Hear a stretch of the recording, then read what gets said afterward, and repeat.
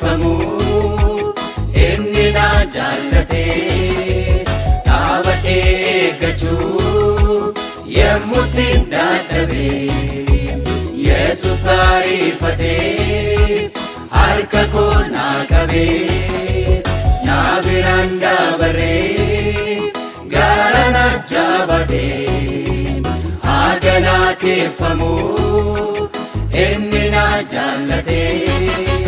Jalqaba fiixaan boonsa koo ulfina koo surraadha suma koo jalqaba fiixaan boonsa koo ulfina koo surraadha suma koo.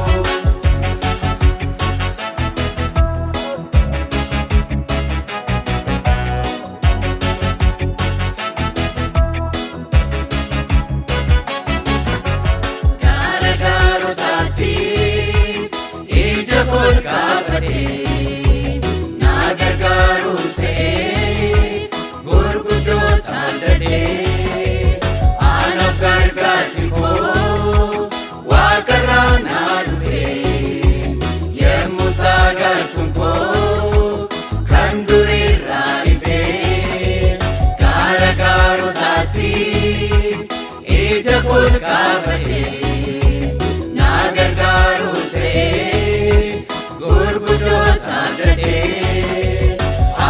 gargaarsi koo waaqarraa naa dhufee yemmuu saagartuun koo kan duriirraa ifee nan jabaadhee humnan argadhee nan jabaadhee humnan argadhee nan jabaadhee humnan argadhee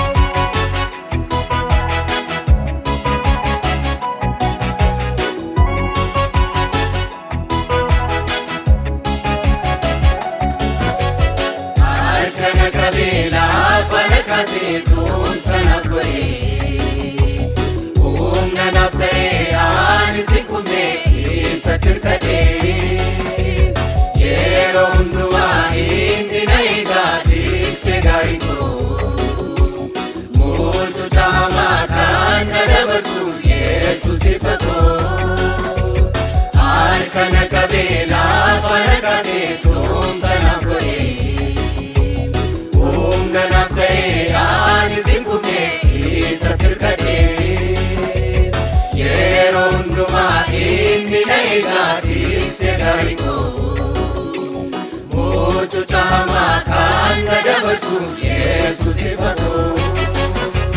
Hin sodaadhu haalota rakkoo hin sodaadhu Yesus humna koo. Hin sodaadhu haalota rakkoo hin sodaadhu Yesus humna koo.